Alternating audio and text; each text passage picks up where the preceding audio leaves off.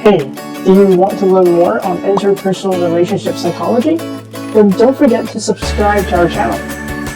Worried about getting overloaded by notifications?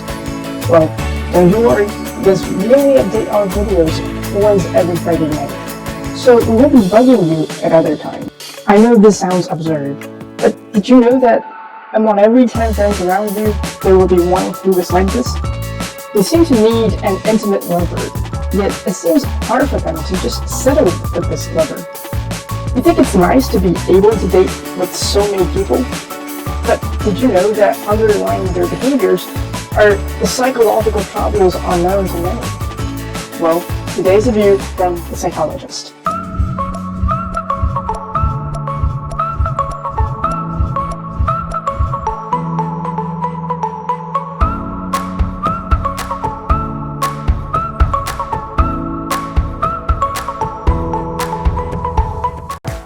Hello everyone, I'm Chen. Welcome back to MACHIEN on interpersonal relationship psychology.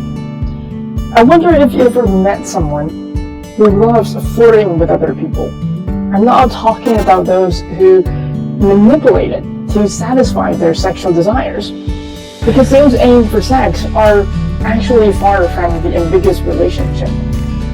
The people I'm referring to here are those who often have a casual fling with someone, and so they would interact very intimately with the other person, as if they really plan to share a mutual relationship with that person, before the other person suddenly realizes that he or she is actually flirting with everybody else. The flirts or coquet we're talking about here are probably one of those with an anxious attachment style. But I'm not saying that all people with an anxious attachment style will be flirtatious and constantly courting other people. Some people can be very committed to a relationship, but then we'll notice that they are very needy in their relationships, to the extent that they call non-stop to check the whereabouts of their lover. According to Mary Ainsworth's Strange Situation Experiment, the caregivers of those anxiously attached did a poor job in responding consistently to the child's needs. That is, they sometimes respond to their needs, but at other times they leave them by themselves. This does not mean that the caregiver should be there all the time, but that it's more important to be emotionally connected to the child, to spend time with the child and on the child. Bowlby also noticed that when these kids with an anxious attachment style interact with their parents, they do not quite share a high quality time together. So even though some people are often around with their parents, they still tend to feel anxious toward their relationship. Bowlby further pointed out that deep down, they feel that their parents are not really there with them, which is why they fear being far away from their parents, as well as why they need to constantly check on their parents. This is why they fail to freely explore the new environment, even with their parents close by. As the interactive experiences become ingrained in their mindset, they would then grow up feeling distressed in their relationships, while desiring very close relationships with others. At first glance, we may be deceived into believing that they are confident individuals, but deep down they actually don't believe that they're worthy of love. And furthermore, to our surprise, they might not even know what love is. Hazen and Shaver discovered that when anxiously attached individuals are describing love, they tend to tie it with a sense of infatuation, passion, possession, and a strong need for control, where they get angry when things turn out differently, since they hold a low value of themselves. So they try so hard to assure their self-worth to others.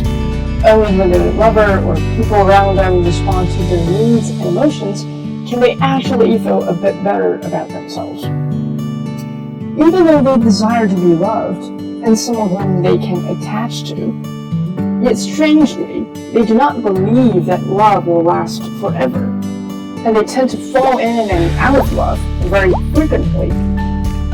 Just like the way they interact with their parents or primary caregivers, the strange thing about people with an anxious attachment style is that despite their desire to closely intertwine with another person, they seem to have a hard time managing the relationship when they're in it. Do you still remember this scene from Experiment? That when anxiously attached kids saw their parents coming back to them, their heightened emotions wouldn't come down actually. Instead, they cried even more furiously. We can see this when they're in a relationship. They also approach their partner, wishing to gain a stronghold of the other person. But as soon as their partner becomes committed to them, they will immediately fall out of love again. Soon, we'll see them hunting for another object with great passion. Somehow, this deep-seated mindset of theirs that precious are the few seems to reflect how their parents treated them. Since their love is hard to get, their love must be real and precious. Now you know why these people are flirting around, yet being so needy at the same time, right? Right. If their parents fail to support them consistently, they will start to take it as a form of love. Even though they believe their lover to be a wonderful person, they still cannot believe that someone so nice would actually love them. Moreover, they will wrongfully think that once there is no fight or passion between them, their lover probably doesn't love them anymore. Knowing what they're really like now, you start to empathize with them a bit. What if you happen to be the person we are discussing about today? You don't want to search endlessly for an unreal kind of love, do you? Then don't forget to subscribe to our channel so that when we talk about the transformations of attachment styles, you'll get to learn them firsthand. So I'll see you next time. Goodbye.